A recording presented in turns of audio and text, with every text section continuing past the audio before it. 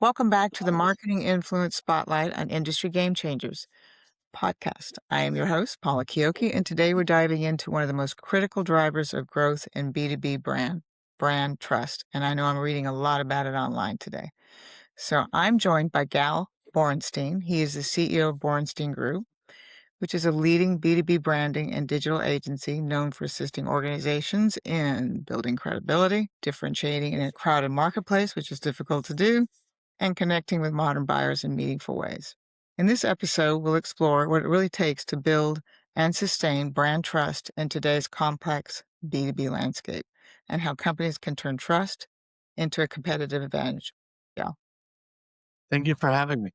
Yeah, excited that you're here because this is something I've been reading a lot about and I kind of want to know your thoughts on it. So, what are the core components of a B2B brand that buyers actually trust? Well, the core components are number one is authenticity. When people are buying a brand, and I can give you an example as of this morning in the news, they're talking about how Target and Nike basically have lost their place in relations to being true to their brand. So that is Did you say one Target and Nike? yeah, Okay. Target and Nike. Okay. And they're trying to kind of do a turnaround, if you will. And Burger King is another example that basically showed that whatever they promised Right. wasn't delivering. And they rebranded literally through messaging and through, for example, Burger King taking out the king out of Right. their uh, commercials and really kind of focusing on how to be more authentic with the audience. Yeah. So authenticity is number one. So the The the the second is king the king was kinda tired, didn't you think? yeah, well, personally, it freaked me out at all times, but, uh, I refuse to go to that restaurant because of that for a while. But, apparently it worked for as long as it worked, right? But, the second one is really, transparency, Okay. and transparency has to do with the fact that we no longer live in an age where you can hide your brand defects, if you will, or rooms for improvement or inferiority of any level. And when things happen, and they do, when you do something wrong or you make a mistake, or sometimes it's just an accident of industry, if you will, like a major recall of a kind, or safety, for example, like Boeing when they had Mhm. major issues with their supply chain and the quality of the aviation. Uh, that's basically where transparency means if you're able to be in touch with your audience and get ahead of the story and not create a narrative that is being formulated by your competitors Mm. or by the people that never seen your position on an issue because you're just in react mode. That is the second part of the trust circle, if you will, and components. The third is really about collaboration. People in the past, whether it's an agencies that work with clients or clients directly, had a way of keeping the narrative to themselves, which meant you got something out, but you didn't really make sure that your internal culture is aligned with the external message. And Mm. as a result, when customer service was degraded in a company, or you saw technicians coming out to talk to the client and they were not dressed correctly with the right uniform, or they were talking about their bosses while they're doing their work, that really creates a fissure, if you will, where everybody in marketing inside the company and the executive management team thinks we have a wonderful brand and we should just continue to promise what we promise. And Mm. then in the marketplace, it fails and you don't know why. And the answer to it is the misalignment that exists when you don't have collaboration between executive management, middle management, and staff internally, and be true to your cultural values, not just on a poster that you kind of walk by the halls and see, we send for, whatever. And it really does not reflect on what you're actually sending out to the marketplace. So the fourth one, which is really critical, is to have a digital footprint, because a digital footprint is how your brand is surviving or thriving in today's market. Mhm. And it all comes back to trust. So, for example, if you don't have a lot of good reviews about your product or your service, and you're kind of under the illusion that you have a great product, or service, and there's a lot of bad reviews, fake Mhm, reviews, or negative tonality, you can no longer ignore it mhm. because something a complaint on TikTok can Yep. become force multiplied to having 200,000 people see it around the world and it's attached to your brand. Why? Because you didn't take the time to listen and Mhm, catch the first 3 or 4 videos and just went viral. So we no longer can afford, especially in a world where our narrative is going in and going out, and we're trying to get improvements at all times, especially in high end products and services. You really got to focus and answer your question: did you create that digital footprint, and are you listening? If you're mhm. not listening, which a lot of companies are still in that mode, or listening to the wrong things, as Okay. in you just hear what you want to hear and you take everything Just else and put it in a garbage can, okay. chances are that you're hurting your brand. And all Mhm, of these components together formulate what I call the trust framework that mhm. for brands, it's do or die because we live in the digital marketing age and in the age of AI. And when you add AI and the ability to force multiply Mhm. anything within your company and outside your company, that's a major deal. And I would think the bigger that you mentioned about having the C-suite, middle management, line people all in alignment, I would think the bigger the company, that's the more difficult that is. Of course, Yeah. but it goes back to the fact that it's no longer just a poster on the wall. Mhm. It's whatever people say about the company on the outside. You don't control it anymore. You don't have the ability to censor the information like you would Yep. if somebody in the marketing department or in the financial department put something out. You can't even trust non-disclosures anymore. Yeah. Somebody can put an anonymous note about your company. And in a bigger company, you have and should have the Mhm. resources to listen to the marketplace. Mhm. And sometimes what happens, they only listen to the investor relations part. If Mm. it's something about a relation to the stock, but privately held companies don't necessarily follow it because they take for their customers for granted. And that's an age where it's no longer optional to take your customer for granted simply because your image is not fully controlled by your company. It's controlled by other kind of worlds, if you will, where you need to be very attentive to. And forces you can't control. So, and I think in general, the American public can be very forgiving. So, if you mentioned the transparency earlier, if you admit you made a mistake or whatever and you correct it, I mean, they tend to be forgiving. But if you, like you said, if you're not transparent, you kind of shove it under the rug. Then the social media goes into overdrive. You got a bigger problem. So, Absolutely. It used to be just a kind of a generational thing where, mhm, if you were kind of, let's take generational X and generational, the millennials, if you will, still believed in having a conversation of some mhm, kind with a company when they had a problem. Gen Z cuts all these issues to the core and tries to text a company. Uh, Gen Z does not uses the phone for phone calls. It's only to search, learn, fact mhm, check, and kind of give 5 stars to something or do a video of them using the product.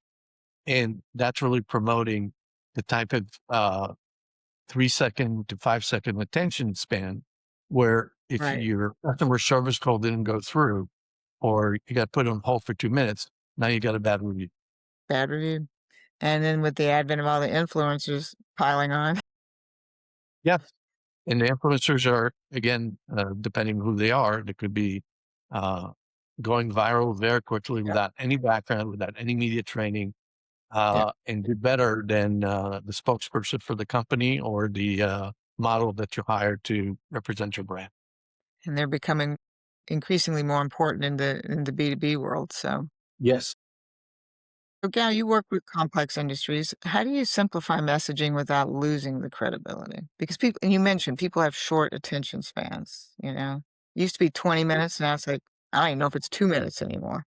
Well, the clients that we work at the Borenstein Group, and are really kind of all in business to business and business to government, which essentially means that the sales cycle is very long. So even when the customer wants to buy something, it takes maybe 3 to 6 months to a year because it's a multi-million dollar complex software or software service or cybersecurity, whatever it may be. So the most important thing that leads you to kind of building a trusted brand is creating, number one, an index of trust within your company. So first, you got to make sure that everybody in the company is aligned about what it is that you're selling and Mm, making sure that not only the promise that you make about the product or service being cheaper or faster or more efficient or higher performance, whatever the promise is and the value proposition needs to be tested in house and make sure that everybody has a common belief and internal alignment. And the way you do it, you literally interview potential customers or people that maybe were in the beta testing of something, the voice of the employees, which means talk to the staffers or the people that are in the manufacturing facility that don't have access to a lot of information and ask them, does this really work? And then uh, integrate it with the executive management goals for the company and the growth that they're expecting. And you can start by being a 3 or a 4 or a 5 on the scale from 0 to 10 in some areas. And that's okay, as long as you create a plan to work on it and actually fix it. But if you don't know what those numbers are, and I guess I'm not talking about interviewing hundreds of people, I'm talking about just having a qualitative approach that says, uh, we are legends in our own mind, we're a great company, we're the best company, but let's have proof that that's actually what our people think.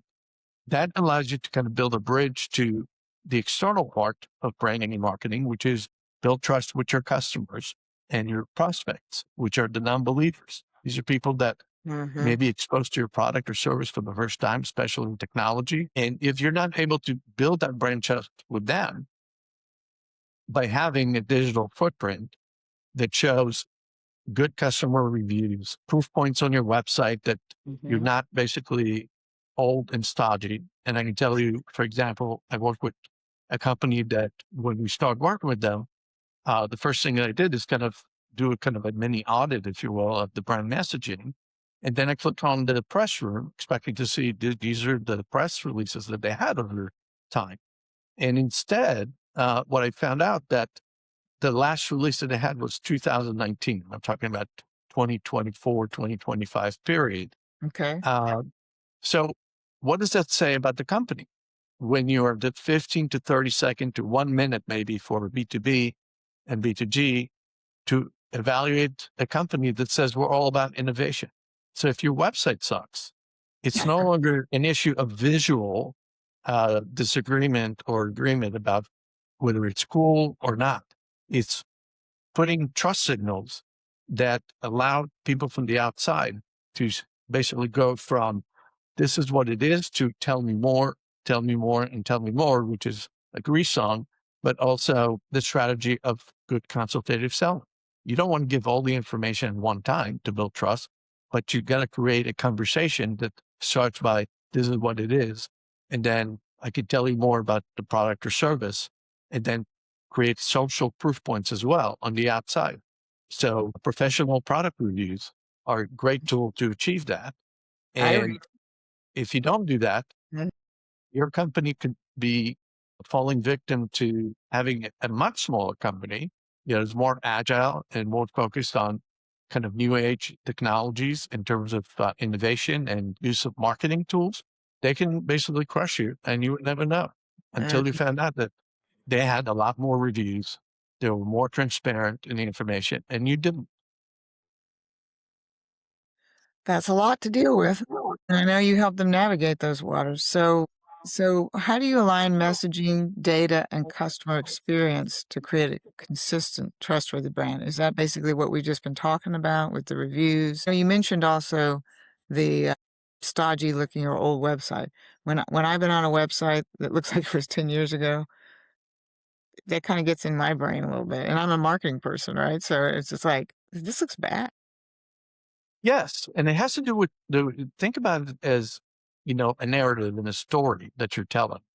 And the story used to be limited to, again, to a very small group of people, other than when you do advertising campaigns. So your website used to be a marketing brochure Mhm, that replaced the print version of it. But mhm, now a website is a place where people are looking for interaction. They're looking for an AI agent that can give them information while they're on the site. And imagine that your AI agent is actually installed, but then when AI agent gets to the point where it says, I need to connect you with a engineering specialist, and then it goes nowhere because the engineering specialist is not connected correctly, or they're busy and they haven't had a backup. It's part of it. mhm. What you have is a failure to succeed. And most importantly, your customer service now is associated with a bad view with whether you've done something or not. Yeah, because everybody's demanding now, right? You want to Yes. now. Yeah. So And they're measuring performance as it happens. It's not mhm, anymore like you wait 2 weeks to get the report that says, what were the trends? The trends are live, and there are plenty of software out there that allows you to see engagement rates on your website. mhm, When do people drop off? Did they spend 10 seconds or did they have a buyer's intent? What mhm. was their ICP? Uh, is the ICP matching the type of people that we want to attract to be our customers? So all these kind of tools and technology changes are forcing us in B2B marketing and B2G marketing to really rethink about what is a brand, because a lot of people still think that a brand is a logo and a Mm, tag for a company. And a brand is actually the sum of all messaging, both visual okay. and otherwise. And then the proof points that you create to create a digital footprint that conveys your message effectively. And it's a lot to embrace. So what happens when that consistency breaks across channel or touch points? Companies crash, and That's a sometimes big deal. companies don't realize why Mhm, they crash, which is even more important. The why and the what are connected to each other in a way that have never been before. So, for example, think about a company that, let's say, would compete with Amazon based on the two promises of having basically a delivery overnight or in 2 days for free, and then having the most amount of product choices in the category that you're looking. That's what Amazon is so big. That's why Amazon is trusted, because you get a tracking number as soon as you put your credit card number and mhm. click order. Getting on time because they work with FedEx and UPS and USPS, and they'll do whatever it needs to be to meet that promise. And if not, you get an apology. Now imagine you're competing against Amazon in a niche within the whole site, and you make those promises, but suddenly things don't work the way they're supposed to because somebody didn't check the right boxes.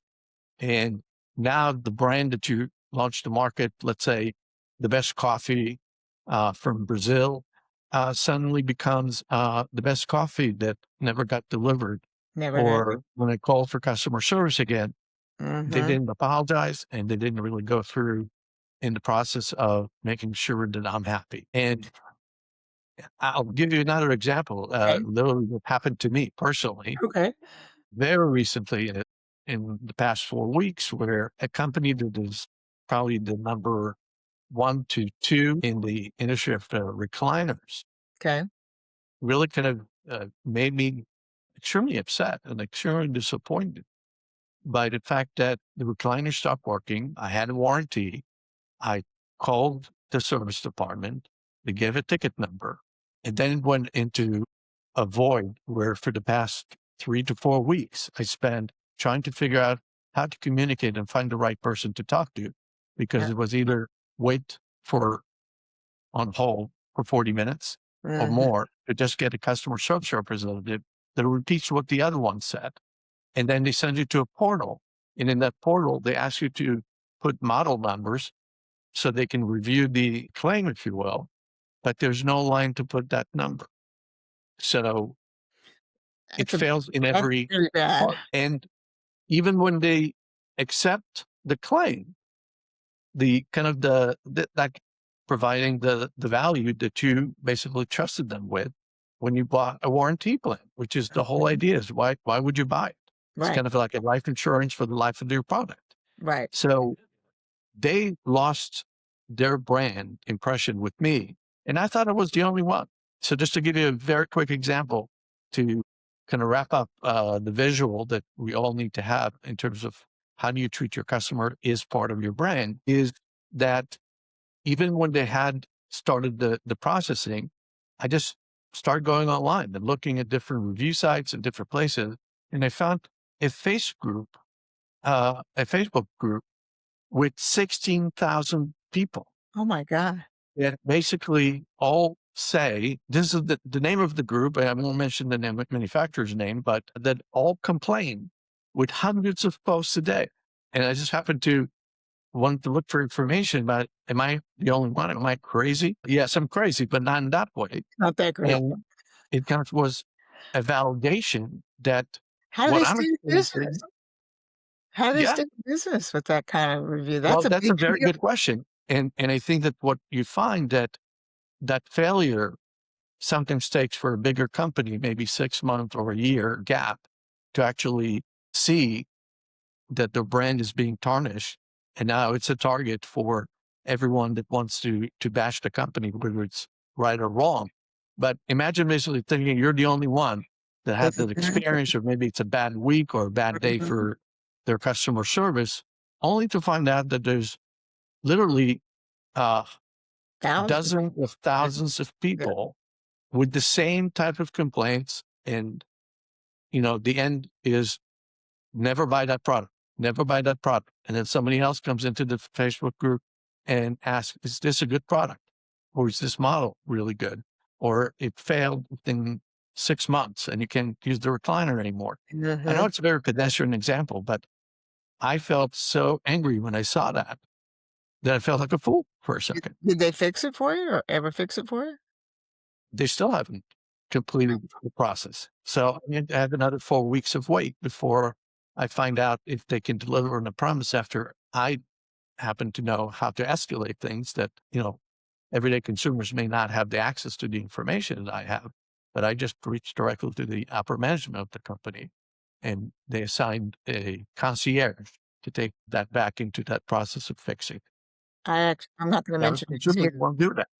I'm not gonna mention names either, but I had a company I did business with 25 years, still do, but, the problem I had was kind of one of their surrogate companies that handled claims. I FedExed a letter to the CEO of the company, and they got on it, because the brand is a good brand, and you don't let this let some third party mess up your brand that handles your claims for you, right? I mean, Yes. so I get what you're saying because it still reflects back on the brand, not on the company that they hired to do the work. Yeah, which results in spending 4x the amount of money on Mhm, advertising just to keep your brand name in front of people, as opposed mhm. to fixing the problem that can scale to kill your company without you actually controlling. So I think those are would you consider that one of the biggest trust breakers for B2B marketers and brands that they're not creating that good customer service? Is that one of the biggest ones you think? Absolutely. Where we're going from is the phone call and then on the whole type of customer service accidents that companies have. But think about in B2B industry and think about like Staples or Granger type companies that are Mhm, really industry leaders in the respective office supplies or industrial supplies. And now people are being replaced by AI agents that are being installed with the knowledge of everything that they have on the website, all the mhm. SKU numbers. So they're very intelligent because they're vacuuming into their kind of artificial brain all the information a lot faster, which means they have a better chance of giving you the correct information. But then if the handoff to a human being is not happening correctly, or it's giving you false information because somebody in customer service, operations, or most of the time marketing gives you the wrong information, then your company is going to suffer and your competitors are going to take advantage of it and might Mhm. create a review on one of these sites that talk about your lack of responsiveness. Mhm. And as you know, responsiveness is everything when everything is a text away. That's the expectation that we live now. Well, and practically every day when I talk on this podcast, we talk about in the B2B side of the house that 72% of the buyers now are millennials, and they really expect it. So, or you're gonna lose the order or the project. So you mentioned AI. So with AI accelerating content creation, do you think that we are at a risk of creating more noise than trust because of AI?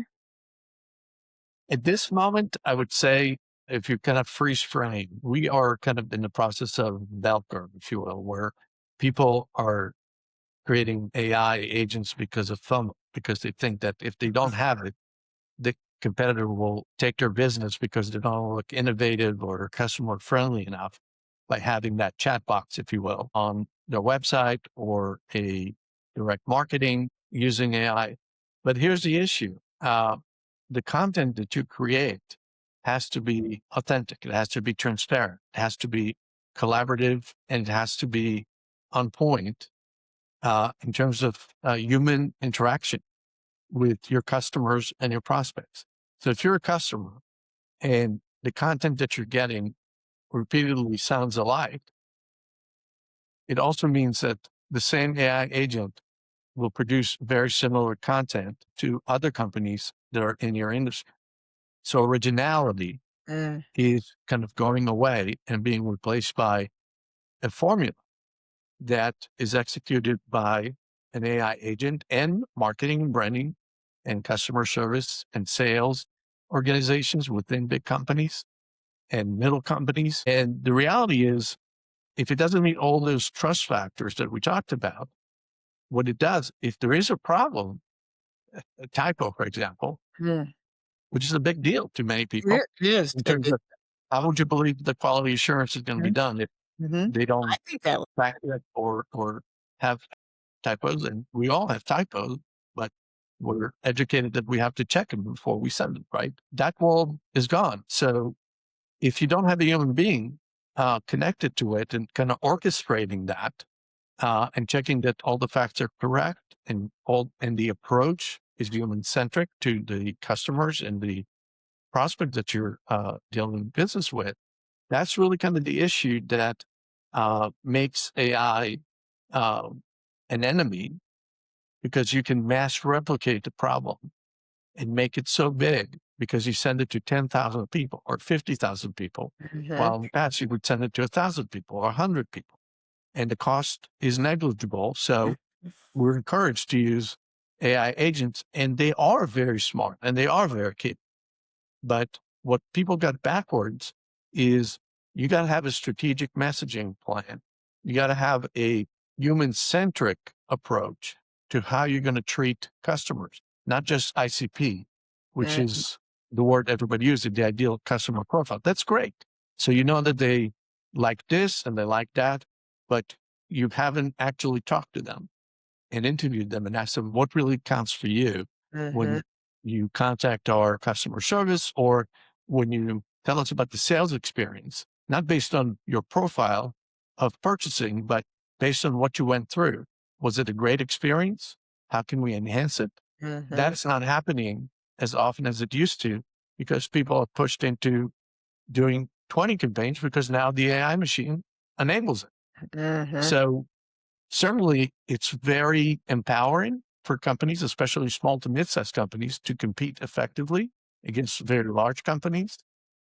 But at the same time, when you make a mistake, it basically mass replicates 1,000 times. And when you do it correctly, the numbers that you're getting, which used to be kind of how the direct mail industry worked, which was there was a response rate, there was kind of a how many people called from the postcard or from the newsletter or whatever it is that you were sending as content, is now changing to KPIs of level of engagement. How much time people spend on mhm. your website? How much interaction was there after the email that was sent by the AI agent with a name called Betsy or Joe? And it made you believe that they're real people. And When you do that, what happens is it all becomes a problem versus a force multiplier for companies. And you can see that even in the stock market, that all these AI companies that are getting great valuations and doing really well on Wall Street are the companies that are creating the AI hardware. But when you look at some of the service providers in CRM type of companies, they're not doing as well Uh, because the feedback that has been given is that they really are not connecting the dots yet in a good way. So everyone understands what to do with it and make it simple and again, human centered. And uh, that's really the part that the robots will never do, even I if they agree. get to be as human as It's possible. They don't have an still not. opinion. They're They still have not. input and output. Yeah, they're still not. I agree with that. So Gal, if a company has strong capabilities but low credibility, what are the first steps that you would recommend to rebuild the trust? First, audit yourself. Okay. Don't expect people on the outside to come and tell you what you're doing wrong. Start by auditing inside your company. What is the customer experience? It's something that I always tell my customers or client, depending on the industry, of course, is, for example, I had a CEO of a company that's in middle market, very successful. Uh, he wanted me to kind of check on what can be improved. And the first question to ask is, when was the last time you called your company? And that was a trick that I used years ago Yeah, I like when that. the phone was Was the main way of right, calling your company and doing the shopping experience, if you will. right. And the CEO said that I don't call my company. Why would I call my company? I said, well, if you want to see how they answer the phone or what kind of impression is being created in that 5 to 10 seconds that somebody has. And then he said, well, I can do that. But the next thing that I asked was, have you ever gone through the shopping experience and actually used your AI agent uh, when you're a prospect and go through your website and really kind of go through the whole experience and formulate an opinion whether it's great or it's too slow or it's not connected to what you're promising? And the answer again was no, I don't do that. I have people in operations and quality assurance and customer service. And I said to that CEO, I said, if you don't go through that experience, you'll never actually get the answers from the rest of your organization. Not because they're not wanting to give it to you, it's because their job is to look successful in what they do. But what you need to do is create a compendium, if you will, or an aggregate trust that is based on performance in the areas that are important to you. So as a result of it, the internal audit essentially say from 0 to 10, where are we on the customer experience? Where are we in the first buying experience?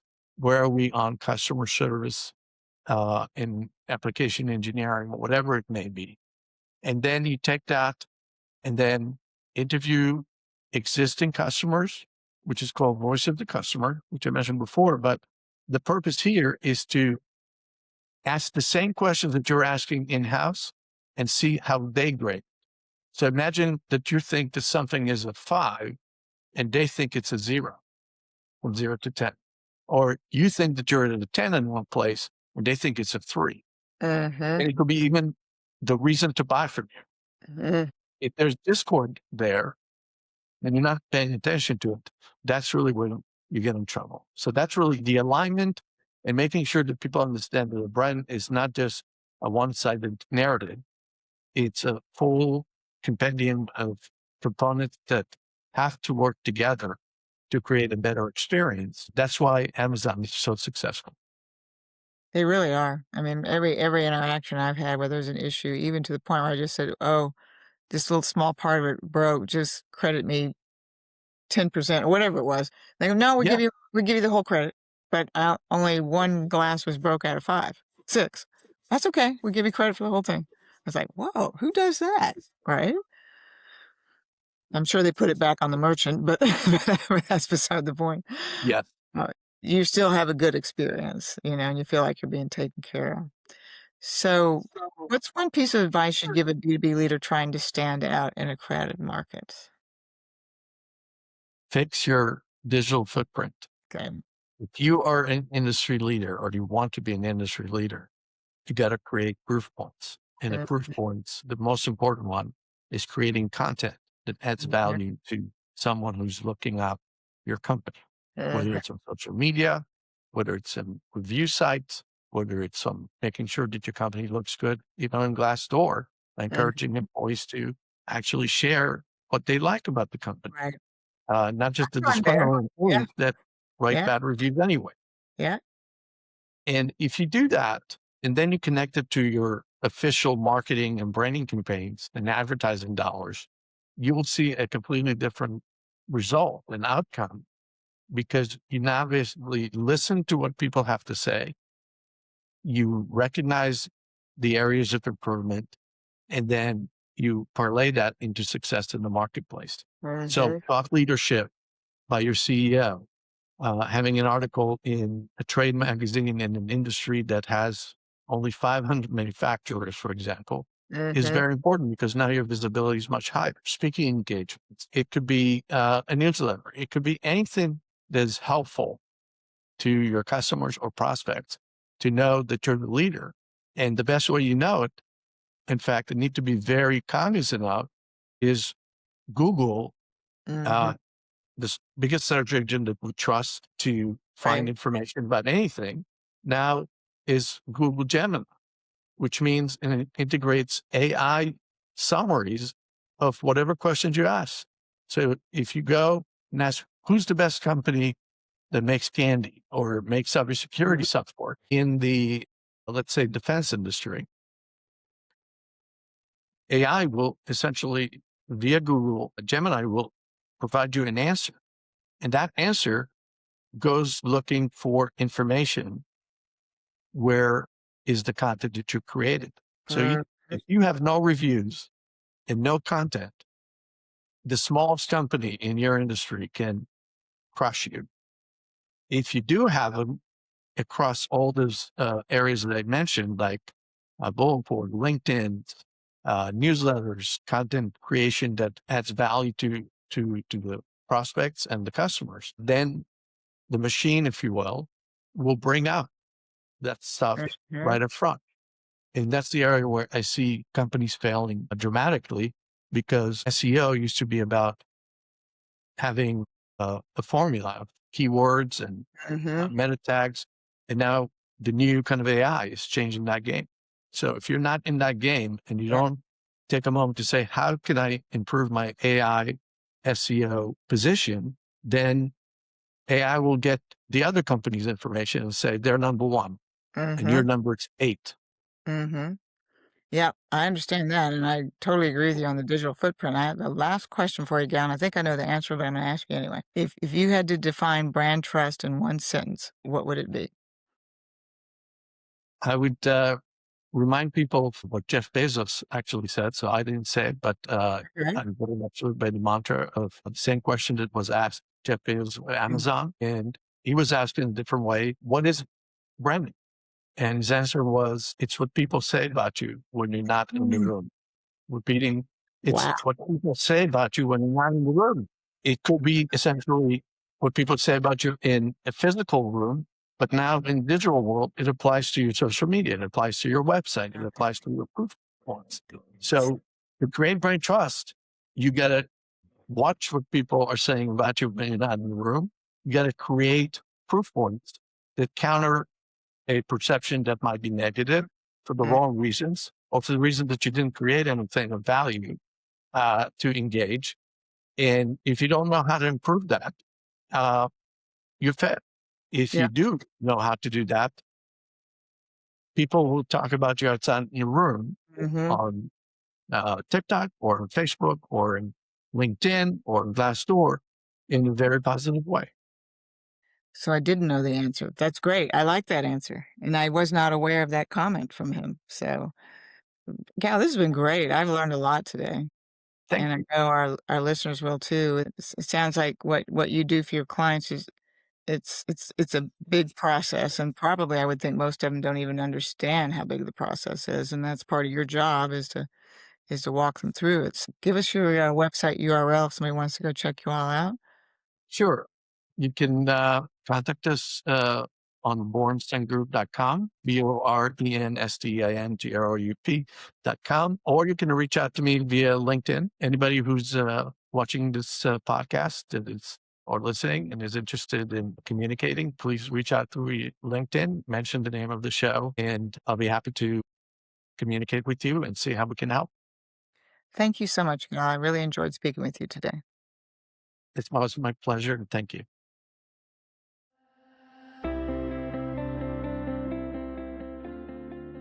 That's it for today's episode of B2B Influence. If you picked up something new or found yourself rethinking your approach, take a second to subscribe, leave a quick comment, and share this episode with your network. And don't forget, once we hit 25,000 subscribers, one lucky listener will win a free customer analysis. Just subscribe and comment to enter. If you want to be a guest or know someone pushing the boundaries in B2B marketing, tap the link in the show notes to nominate or apply. And if you're ready to fuel smarter campaigns and more accurate targeting, check out what we're doing at OMI.